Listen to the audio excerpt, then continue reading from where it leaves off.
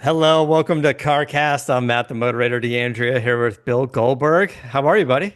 Bright-eyed and bushy-tailed, man. I'm good. Maybe. I'm good. Long weekend, Gage's birthday, Mother's Day, another birthday yesterday, house guests. What else can I tell you? Yeah. Well, no sleeves today, so no meetings. Yeah, well, it's only 100 and freaking four today, so yeah, I'm I'm not wearing anything under this, so just Don't stand up. We're afraid. What's don't don't worry. Yeah, it's all good, man. I'll keep that one to myself.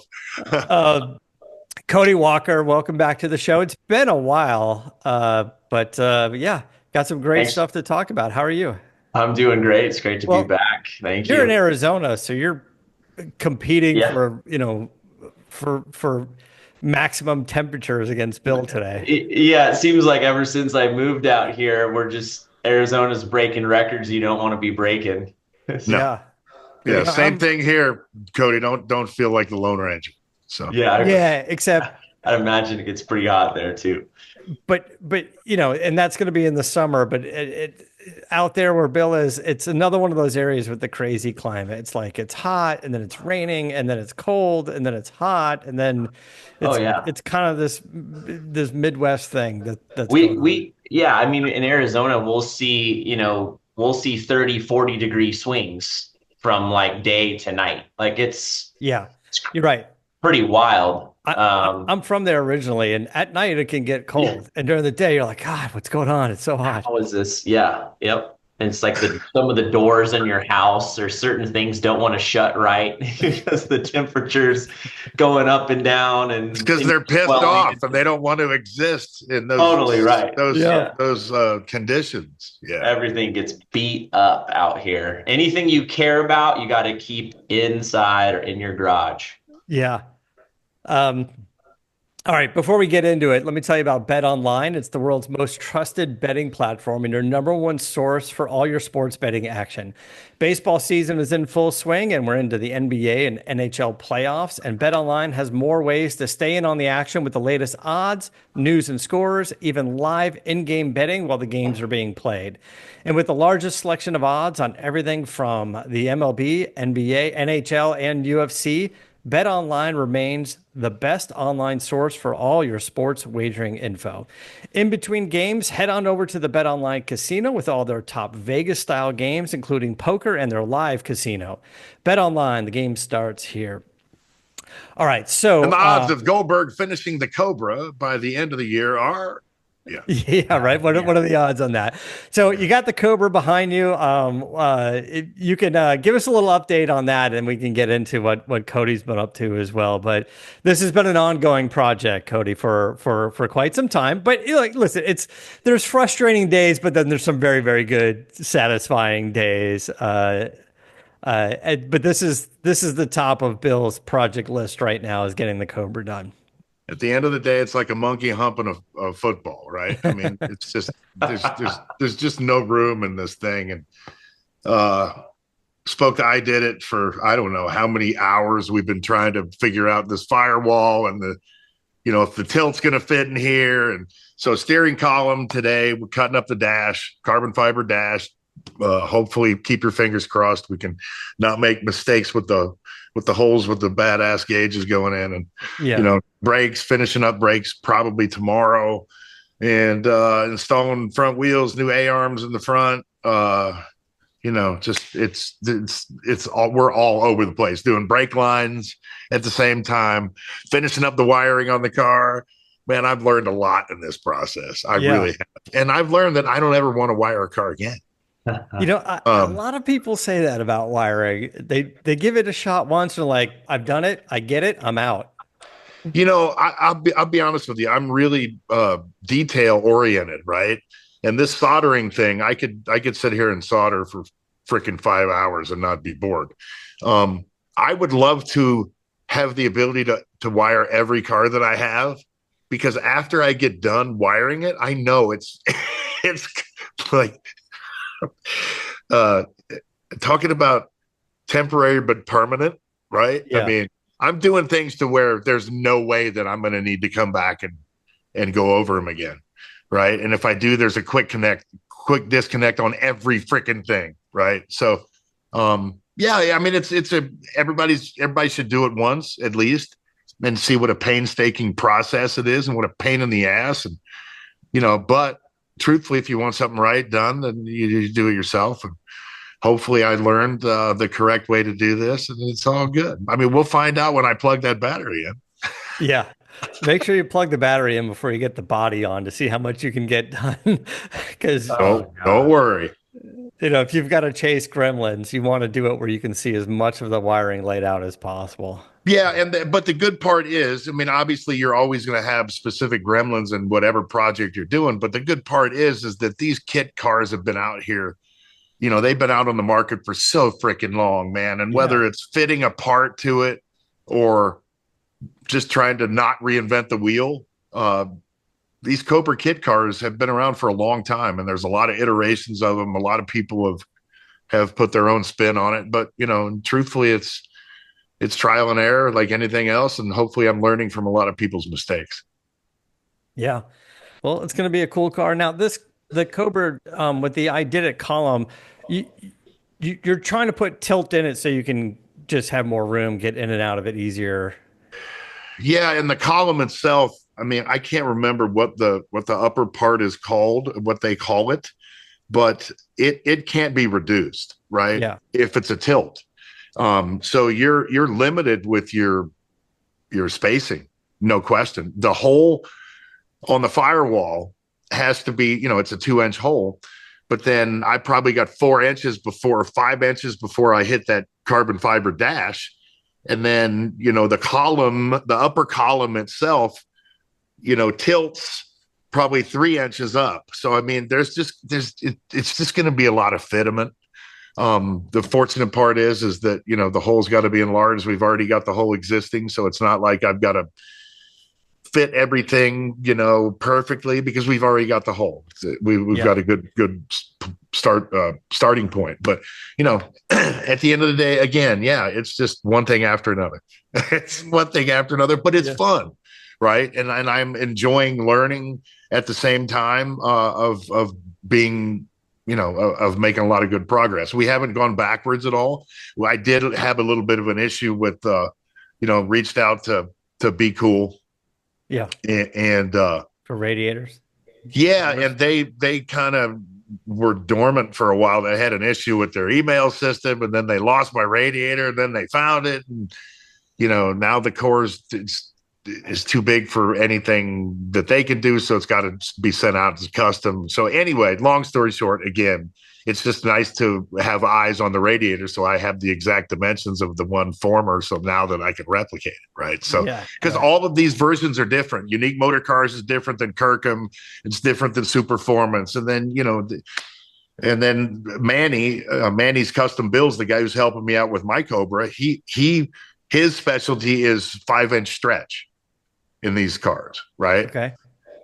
It would have been nice if I would have met him years ago, but so his ability to put an I did it tilt column in a Cobra kit car that's been stretched 5 inches is going to be in huge contrast to me fitting in mine because it's 5 inches shorter, right? So I don't, it's all math, and I've been hit in the head a lot. So, I'm not the best at math, but I'm having fun and we're making progress. That's all I can ask. Yeah.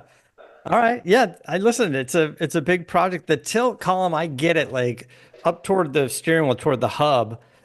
When you add tilt, it gets very bulky, right? Oh, it's horrible. Yeah. And so there is a little bit of a thought, like there may actually be a scenario here where the non-tilt gives you a little bit more room. Like you just kind of get the angle right. I mean, if you can get the tilt to work, and when you tilt it up, it doesn't like hit the dash, yeah, that's another one I'm going to have to deal with. But then we got to.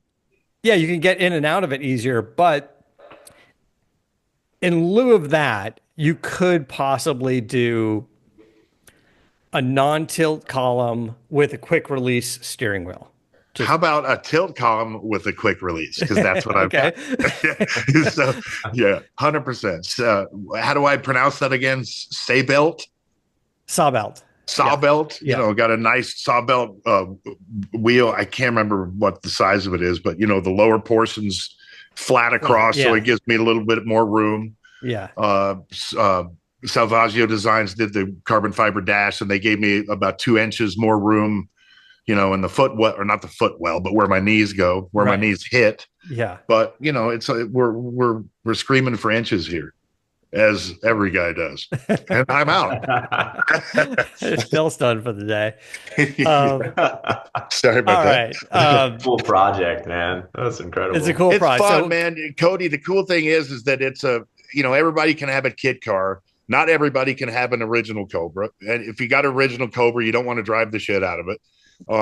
I've got a deal to where I used to be neighbors with the Elliots, you know, Bill Elliott and his brother Ernie, and their shop was 15 minutes from my house. And again, long story short, Unique Performance, Unique Motor Cars, and Ernie Elliott did a run of 10 special Cobras, and each of the 10 had a cup motor in it, had a NASCAR motor in it.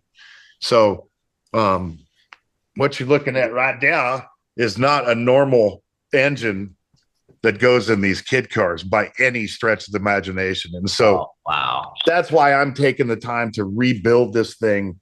Unfortunately, when it was built, the roll bar goes up to my shoulder, right? So I flipped this thing and I'm cutting my head off. So we changed brakes, we changed suspension, we changed steering, we changed the appearance, we changed everything, you know, and we even did little cool details. Where is it here? We're gonna gotta go lower. Can't see it. Lower. I'm trying to go lower here. Oh. Where is it? Technology. I can't do it. I can't do it. Yeah, this iPad thing flipping back and forth. It's tough. But, you know, we've got CGC, the Cerakote place, did all the little, you know, trim pieces and then put my logo on the, you know, spinners on the Halibrands and stuff. So it's going to be really cool. It's going to be a lot of fun. Everybody's got their own interpretation of what they think a Cobra should look like, and mine's going to be murdered out and with 850 horsepower popping wheelies. And so I'll have fun. Sounds nuts. I love it. With a quadruple disc, you know, that's going to be great. I can't wait. My right calf is going to be a lot bigger than my left. So all good. But forget about me. Forget about what I'm doing. Let's talk about what Cody's doing with this deal. I love the updates. That's awesome. Cody, so you guys, FuelFest, tell us about the event. It's been years now. It's been growing. You're doing 8 or 9, almost 10 events a year, or aiming for 10. Yeah, it is crazy. So I started FuelFest back in, officially started in, 2019. But yeah, what I like to say is FuelFest it's not just a car show. It's like an automotive festival. So we're bringing together the automotive culture as a whole. So all makes, all models, but we're also blending it with motorsports, drifting, drag racing where available. Basically, it's kind of a venue-based thing. Drag racing is harder and harder to find locations to be able to do that. You know, just putting together a fun, family-friendly event with live music, and all the while we like to say we're partying with a purpose, because we're also raising money for Reach Out Worldwide, that was founded by my late brother Paul. And we've actually, through our event that started like pretty small, we've been able to raise over 700 grand for his charity to date. So we're really stoked about that. It's actually really unreal. Never thought we would like have the success that we've found doing these events. But like you said, Matt, yeah, we've got 9 scheduled for the year. We go from coast to coast here in the US, and we do an event in Japan. This will actually be year 4 coming up in August at Fuji Speedway. So that's pretty awesome. But next up here in the States, we're actually hitting up the Bay Area for the first time. Um, that's May 31st at the Alameda Fairgrounds. And then from there, we do year 5 in LA at Pomona Fairplex because Irwindale's gone, Yeah, sadly. Irwindale's gone. I think you guys started like Anaheim, right? Like, We did. We did. That's right. Our first event ever looks a lot different than it does now. Humble beginnings. But we were in the parking lot at Angel Stadium, and yeah, that's where Yeah. this all started. And it was raining. It was raining so hard. It was April in Southern California, and like, of course, it rained and it never stopped. Like it rained and rained and rained. We had rivers going through the parking lot. The joke was the silver lining of it all was we still had a few thousand people there, and so everyone's like, "Man, if this isn't a proof of your concept, I don't know what it is." Like, yeah, look at all these people that still showed up. Like, this is ridiculous. Like LA, people don't like to go outside when it's raining in LA, let alone, drive a car. yeah, It was like a monsoon. Like it was it was raining so hard that day. But and then we all had that little thing called the pandemic happen, and it absolutely crushed so many different businesses. And certainly for me, being in the live events business, that was a huge blow. We came out COVID on the other side. We came back. We did LA was our first show back of all places after the pandemic. We had like the opening weekend in June of 2021, where at least they allowed outdoor events to commence again. And so that was pretty wild to be back in LA that year. yeah. People were hungry for an event. So Pomona's going to be cool because Bill and I have been out to Pomona, the drag strip, NHRA Yeah. museum, the fairgrounds out there. Yes. Like there's a lot going on in that area. Yes. So you guys will be able to do, I don't know, doing live music, doing the car show, doing drag So we racing. partnered with NHRA.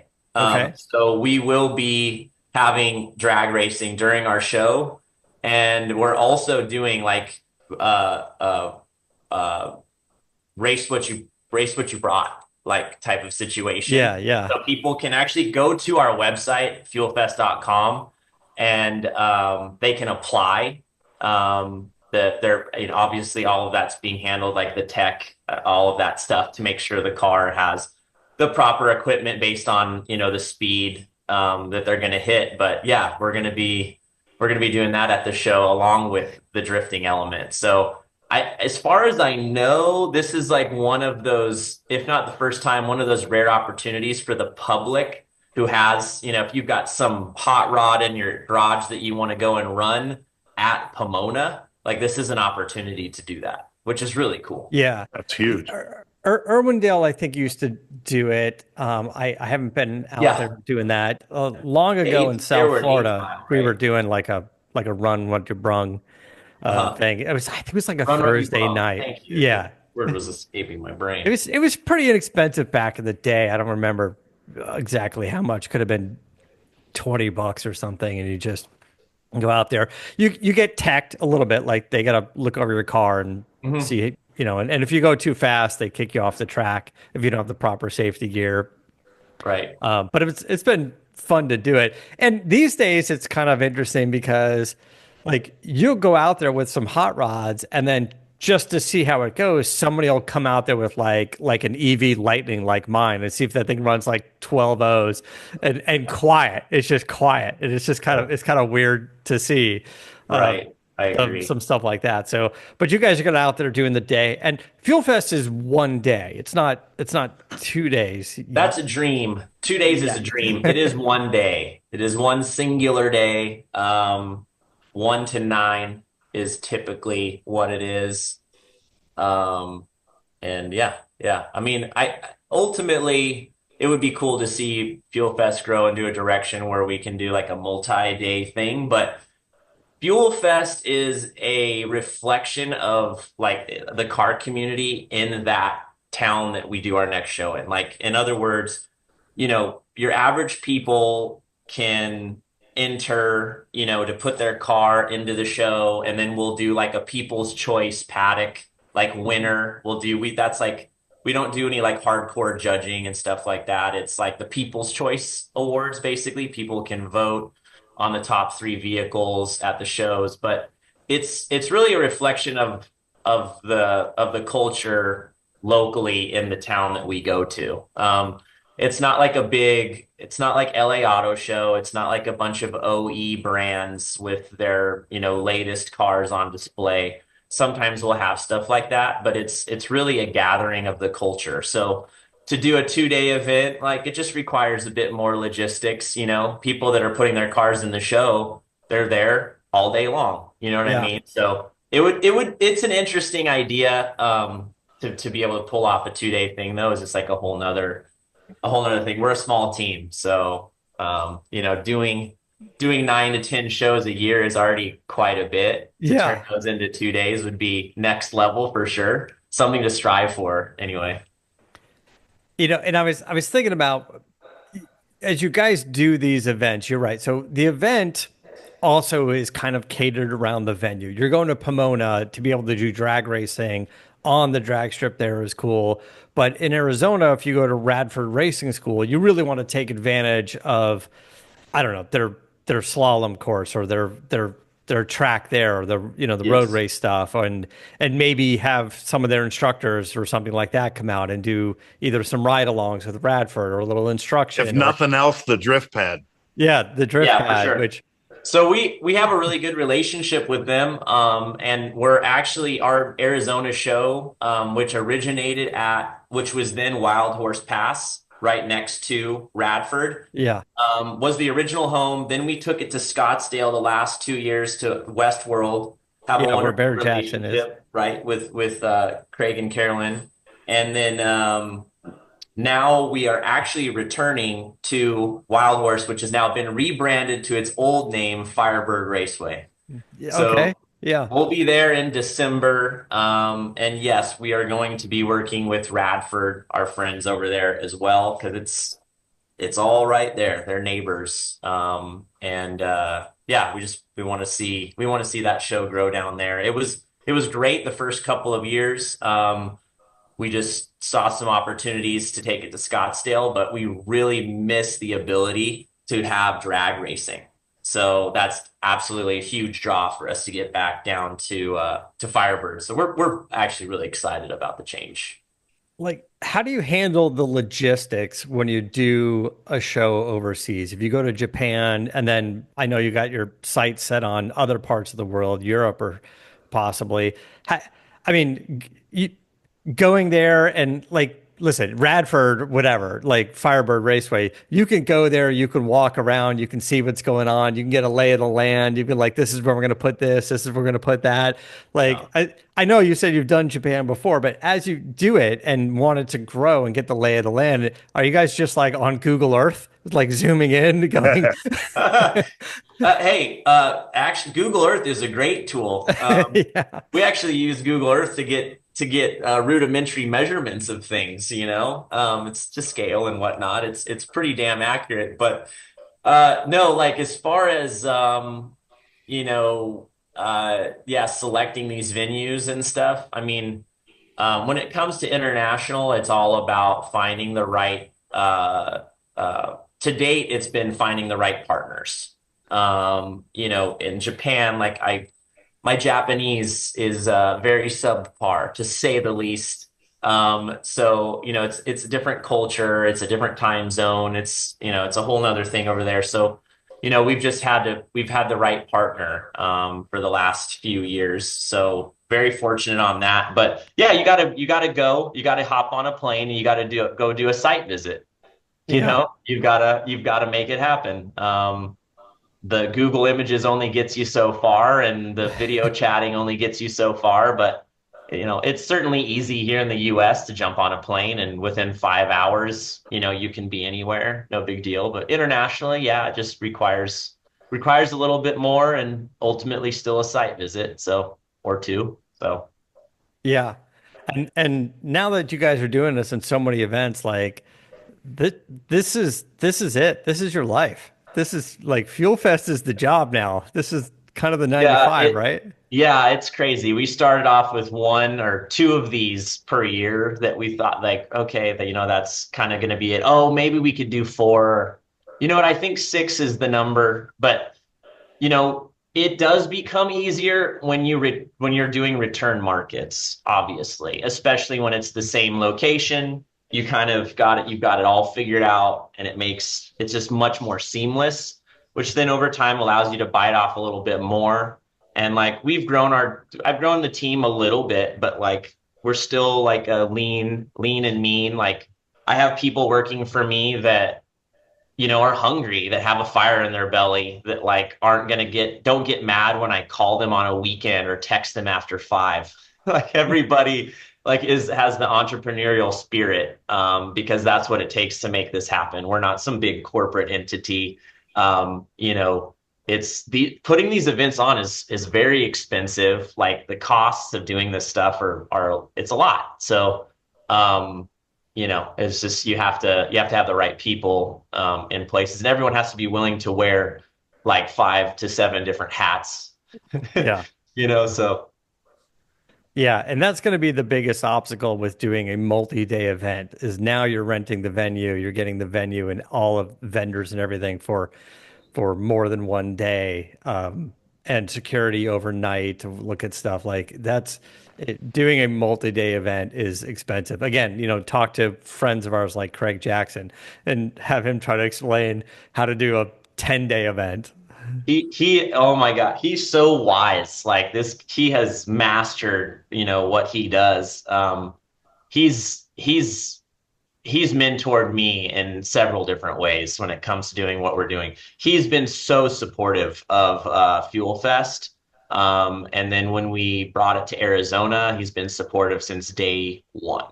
Yeah. Uh, he's a friend and an ally in the car space, which is cool because he's got a lot of pull. He's got a lot of influence. And he's Um, got He hundreds does. of people working for him. Right, right. And the way that it all kind of came together too is this kind of is a cool story, there was there was two vehicles. I mean, let's talk about Paul for a second. I mean, there was in his charity, there was two vehicles that were two Mustangs that belonged to Roger Rodas, who Mhm. was driving the car when him and Paul passed away, crashed. His widow actually donated the two of his Mustangs to Reach Out Worldwide to be auctioned off for charity.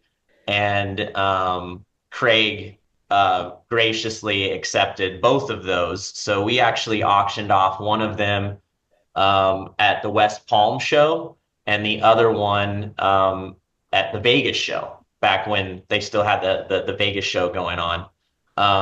And those kind of started the relationship from there. And we've been able to do one additional car for charity as well with him. It was a Civic Type R.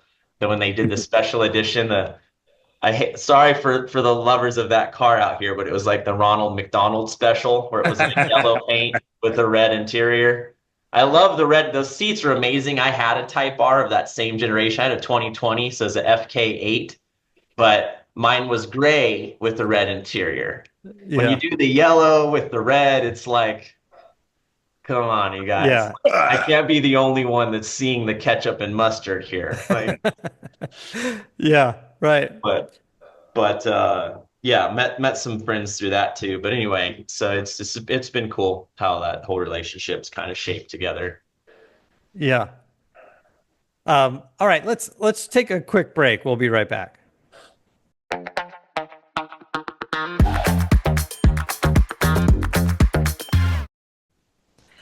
It's called Fuel Fest. You can't bring an electric car there, Matt. Yeah. Um, all right. So We'll take them all. right. That's a good We'll point. take them Yeah. all. If Uh, it's a unique EV, yeah, we'll take it. so tell us what else is going on in the garage. You got a Cobra you're working on as well, Cody? A Cobra. No. No, not a Cobra. Honestly, I'm sitting here when Bill was talking about the build, and I'm just like I think it's so cool to be like having, or at least like being able to wrench and stuff and do all that stuff. I'm not gonna sit here and pretend that like I do any major wrenching on my cars. I can do basic things, but like I'm not gonna pull a motor and I'm not gonna build some wiring harness for some kit. Although if I ever order a kit, Bill, I'll make sure to let you know. Yes, 100%. Yeah, Yeah. yeah. Cool. My screw ups will help you advance. No Yeah, man, question. I was buying into everything that you were saying though. Like you want it done right. You're gonna do it yourself. You can do Yeah. it for hours. You said Yeah, it. because Oh, I mean, there's so much hidden on these cars and on anything else. You buy a house, you don't know what's underneath it, right? You know yeah. what the guts look like. So, I mean, you see so many horror stories about guys rebuilding cars and guys taking cars apart and then finding out the harness is held together with chicken wire and all this kind of shit. But if you do it right the first time, then you're pretty much assured that it's not going to go wrong. So it's my first experience with it. For me, I mean, I got 35 cars in here. I've been around these cars for, I don't know, 30, 40 years. I've loved the automobile and what it stands for and how it's played a part in my life, but I don't know shit about them, comparatively. So now that I have a little bit more time on my hands, each restoration that we do, each build that we do, I'm head over heels jumping in and being a part of it because again, you can never know everything and knowledge is power. And I go around and I go to shows like yours and I sign autographs and I talk about cars. And it would really be nice to have a deep rooted knowledge of it, much more so than I have right now. So, and I don't want to be a fraud, right? I Yeah. represent, the culture. And so I want to be able to speak, as positively on it and as knowledgeably as possible, right? So, and it's Yeah, fun. I couldn't agree more with your sentiment and what you just said. Like I meet people like crazy car enthusiasts and like they're so excited to share X or Y or Z with me. And it's like, okay, yeah, let's go see it. And then like we get to a point where I'm like, I don't know. I don't know what we're talking about anymore. Yeah. Like That's you lost okay. me over there, but like please walk me through this. Yeah. I like I'm very forthcoming. Like here we are on the podcast. I'm like I'm not that guy. I'm Oh, and not. you know what? It humanizes you at the same time because you're a celebrity, in people's eyes. And at that moment when they're talking to you about a car and what car you have and what car they have, you're on an even playing field. No matter how famous you are, no matter how many cars you have, we're all talking about the same thing. Right. Yeah. So it humanizes you, me, everybody else, puts them on an even playing field, and you have a conversation with a person who you're really just talking about your love of a car. And I just want to be more knowledgeable when I'm having those conversations. That's all. Yep. Hey, Yep. I listen, couldn't agree more. Yeah. sometimes you That's got to exactly just right. take stuff apart and see if you can put it back together again. I mean, Well, and but like taking anything apart, or building anything from the beginning, though, like, yeah, all of a sudden you have such a better understanding about especially when things start going wrong. You're like, Oh oh, yes. yeah. I think it is, you're definitely learning a lot putting this kit together. That's going to be, when that thing's done, it's going to be so cool. I mean, It's this gonna is be Say, fun. I put my hands on every part of this, it's going to like be awesome. as kids, it starts with Legos, right? And then maybe as teenagers, you're starting to work on cars or something. Like for me, I a friend of mine, not even mine, a friend had a riding lawnmower. So we're like, oh, let's see what we can do.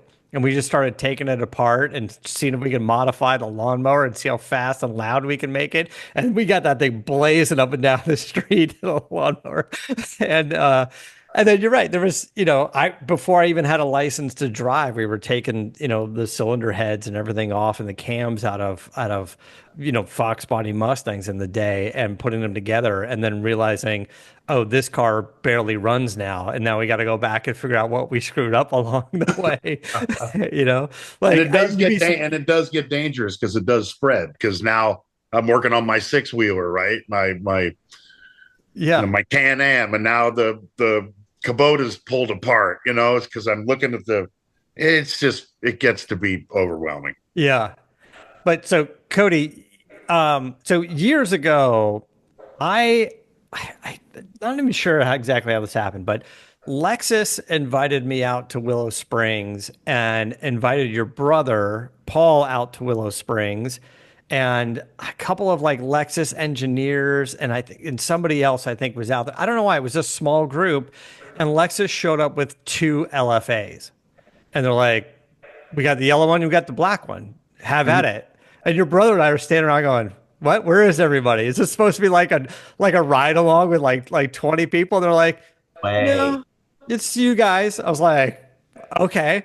And I showed up in a press car. I had a M6, I had a BMW M6, and that was just coming out. So right when I pulled up, well, your brother showed up late, by the way, but uh, he, Never. so he showed up in flip flops. I don't know. We were at Streets of Willow and it was 100 Yes, degrees. And as is customary. he had Yes, flip flops always. on and he was going to drive all day in flip flops, I guess, or barefoot. I don't know. I don't know what his plan was. So the first thing we did was take a little ride. There you go. Bill's got his flip flops on. Yeah. Slide. I think it's a slide now. I think the flip flop is now it's a slide. But Well, at although least I had to coach my dad for years about stop calling it a thong. Oh, yeah. yeah. My dad was born in 46, and they grew up calling them thongs. So it's like gotta That's stop calling them thongs, Dad. They're flip flops. class. Uh, we went for a ride in the M6 and then we just went out. Like we're just like, hey, let's just chase each other in LFAs on Streets of Willow, and it was crazy. And then we'd switch cars and go. And then I remember both of us getting out and going, oh, the black car is faster than the yellow car, and asking Lexus, and they're like, the black car was the prototype car. And it's interesting. And I go, but I've driven that one before. You had it as a press car. And they were a little bit like, yeah, we give the press cars, sometimes you think they're detuned, but they want them to be a little hotter than Yeah, the car because yeah. then what you're talking about is how insane the car is. Yep. And first of all, LFA, incredible car. Um, the sound of the V10 engine, even the tires, I think like the GTR nitrogen filled, and there was two engineers from Japan, like F1 guys, right? Like tight shirts and like tight polo shirts, skinny dudes, very clean. And they didn't do anything all day. And I'm like, hey, we just did a bunch of laps. Do you need to do anything on the car? And they're like, no, it's an LFA. I'm like, okay, but you're here as an engineer and there's two of you guys. You need to check the tire pressure. Like, no, it's an LFA. And I was like, okay. And that was their thing, was like, we built a bulletproof supercar. Uh, There's no such thing. I know, but they really get close with that Yeah. car. They really do. And I came away from that weekend. First of all, it was the first time I had met your brother, and then to spend, half a day, basically almost all day. Incredible guy, really nice. Um, loved the cars, just loved cars, and he was fast. That dude can drive.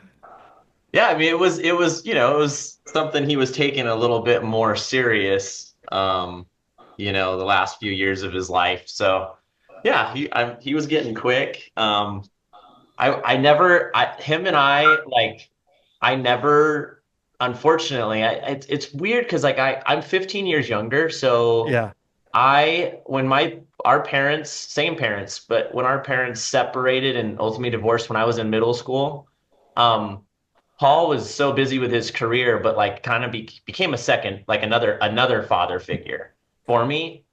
and like I would travel all over the place with him. And then later on, like, you know, I went off to college, and then I moved to Oregon for like 3 years. And during that whole period of me being not around so much is when he was really getting into driving on track and doing time attack and doing all of that stuff. And I was living out of state, so I missed out on like all of it. So like to this day, I'm like, all right, I wonder who would be faster, me or him. Well, I look at some of my friends that drove with him and stuff, like Sean, you know, and Sean's like, I think you're faster. Like, well, okay. Yeah, we'll never listen, that's know. good. No, we'll never know. Thing is, Paul is extremely competitive in everything, every little thing. So it's like, if it wasn't time attack, I would be afraid. I would be afraid to go wheel to wheel against him. Yeah. I feel like he would send me off into the dirt somewhere rather than let me get by. I don't know. So the funny part about that day up at Willow was about halfway through the day, Lexus shows up with a flatbed with Ken Gushi's car, and Ken Gushi showed up, and then he took his car, his like time attack car, basically. Maybe it was after like Pikes Peak or something, so it, you know, they reconfigure the car, you know, some of the aero and stuff on it, and Ken went out there, did some laps, got warmed up, you know, super fast. And then your brother jumped in the LFA, the obviously the hot one. I think it was the black car. There was a yellow one and the black one. And just chasing him down, chasing him down, chasing him down. And he was there. He was right on him. And I remember afterward we got out of the car and your brother comes up and he goes, "Do you see that?" He goes, "I think I could have got him. I think like 2 more laps. I think I could have got, like, I was chasing down Ken Gucci. He's like, I think I could have got him." So excited. He was so pumped Oh, that's rad. about the whole thing. Yeah, he had a great time. Funny. So we were talking a little bit before we started, before we wrap up. You did a little acting. I think it started with Fast. Yeah, I How did. did the It didn't start with fast, but like, I mean, I did some child acting stuff when I was a kid. Some commercials and little things here and there, like nothing like huge. Um, and yeah, I got sucked into helping to finish Seven. Me and my brother Caleb, who's the middle child. I have a Yeah. sister in there too. We both helped to finish that, and we worked on that for over 3 months. I want to say it was like 3.5 months. We did a lot of stuff in front of the camera, and then we all did a lot of post, like ADR stuff, Yeah. like all the audio stuff. And then after that, yeah, I kind of got some. It's kind of weird how all this happens, but I ended up auditioning and getting some offers to do some other little small things, and so I did those, and it was fun. I got to be part of some really fun little projects and have some fun little roles and see some cool places, meet some cool people, but it's just like Paul always said, like, I don't know, just not really, not the industry for me. And like, frankly, like, it's not like I was very good at it anyways. So it's like, well, cool. Like, I'm not like great at this. And also like, this has never been my passion. So Yeah. why? You know, and I say that's like if anybody ever came to Paul and said, "Hey, I want to be an actor just like you. Do you have any advice?" He would look them dead in the face and say, "Don't do it. Don't do it. Yeah. Yeah. Don't." You know, like he would look at people. He'd be like, you look like a good young man with a solid head on your shoulders. Don't go into that industry. The dog eat dog world, to put it mildly. Yeah. Yeah. And if you don't really love it, like anything else, you know, it's not for you. That's, you know, that's my advice. Yeah. I agree with that, especially and there are definitely certain fields, artistic, fields of athletes, there's some, there's definitely some things where like, like I can do a job, I can do a career, uh, and get by, but there's some that don't really reward the just get by, right? Like it's tough to do that. And like I was talking to Adam Carolla the other night. We were out and we went to an event. We just went to like an event. It was like Cedric the Entertainer was like launching a barbecue chain of restaurants and stuff. And we sat around for a while. And we were talking about comedy and some like young comedians and people starting. And he's like, you just got like you mentioned earlier, some of the young guys working with you having a fire in your belly. Like you can't casually do comedy and expect to be a successful comedian. Like you can't. You have to live, eat, breathe that. Bill, like what Gage is kind of going through now is like, how do he's in Colorado, he's playing football, he's playing for Deion Sanders. Like, how do you be a 19-year-old kid? How do you be a college freshman and a football player? Like, he's just got to live, eat, breathe football and try to find some balance, right? Yeah, I mean, that's the extreme for sure. I mean, he's just turned 19.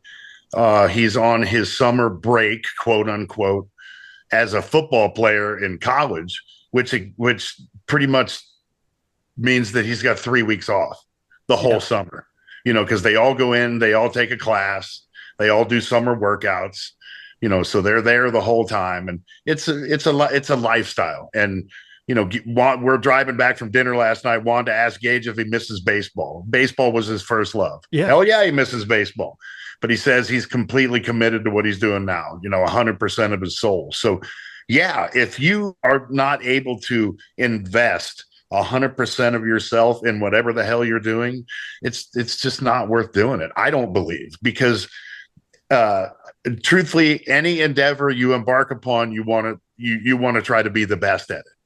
If you're not trying to be the best at it, if you just want to survive, then you need to go find something else. Yeah. That's my perception of it. Yeah. Okay. All right. So yeah, look, we're out of time. But That flew by. yeah, that kind of flew by. I was going to ask you too, because you picked up the GTR, right? You got a new GTR. Yeah, I did. Yeah. What's the color of that thing? Remind me the name of that. So they're just calling it Midnight Purple. So I go, oh, is it like is it like Midnight Purple this, or this? Or are we calling it like, no, this one is just called Midnight Purple. Yeah. It's not 1, 2, or 3. It's just Midnight Purple to royally just get everyone up in arms demanding which Midnight Purple it is. I will say it's very difficult, very, very difficult to photograph the color.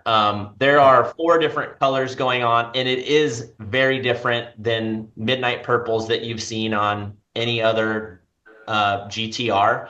It's much less in your face purple. It's much more metallic emerald green most of the time. Yeah.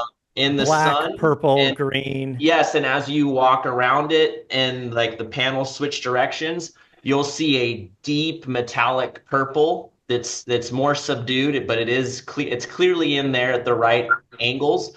And at other angles, it's harder to find, but you'll even see a metallic bronze in there. And then when it's dark, it just looks like a black car. Just looks black, yeah. Yeah. We saw it up at, I forgot which event we were at. We were up at Laguna Seca. Corolla and I were walking around. There was a big Nissan display, and then he's like, "What's going on with that car?" Because it was changing colors as we walked by in the sun. And I was like, "Yeah, this is what they're doing on this car now, that you can get one this way." And he's like, "That actually is pretty cool. It's really cool." Was it within the last year? I'm curious if it was. Was it last year or was it the year before? Could have been a year. It could have been the year before too, actually. They would have had that color. Yeah, and this would have been an event where they were probably showing it for the first time. What's coming in a few months. Yeah. Yeah, I'm because it was, sure it's like a Laguna sure it Seca was. event or Monterey Car Week or something like that. Yeah, So they don't currently have any other color that's doing that. So I'm yeah, positive that's what it is. Otherwise, it's like they had the Millennium Jade for the last couple of years, which is honestly still my favorite color. But what's unique about my GTR is it's a T-spec, but it's a Takumi edition okay, T-spec car. So my car is one of 50. All were made in midnight purple. And it comes with like the special edition raised wheels, and it comes with an engine with even tighter tolerances okay, than all the other GTRs. So it's on paper, the specs are the same, but I've been told by Nissan, yes, your car is hotter than a Well, normal sure, they're going to GTR. tell you that, Cody. Yes, yes, yes, right. Marketing. No, but real friends within the company that I can reach out to. Yeah, it's a little bit. You got a little more spice there. And yeah, so I was like, well, this is a cool opportunity. I purchased the car. It's not like Nissan gave me this car. I bought the car. But they didn't play any games and gave me my allocation, and I just waited several months, and then boom, it showed up, and it's mine, and I love it to death. It is. I've taken it to the track twice. It's not my hardened track car. That's my little S2000. That's okay, all prepped for that, and it's just all motor. NA. I haven't done anything crazy to that car other than the typical wheels, tires, suspension, setup, all of that. But it's definitely a different beast. The GTR is obviously much faster, but just in a different, just dynamically, obviously they fill two completely different, yeah, niches for me. yeah. So those two plus my truck is like my perfect like 3-car garage. What truck? You driving a Raptor around? I've got a Raptor R, so it's the Okay, supercharged V8. It's the 5.2 Predator that was in the GT 500, and yeah, yeah, it's a monster.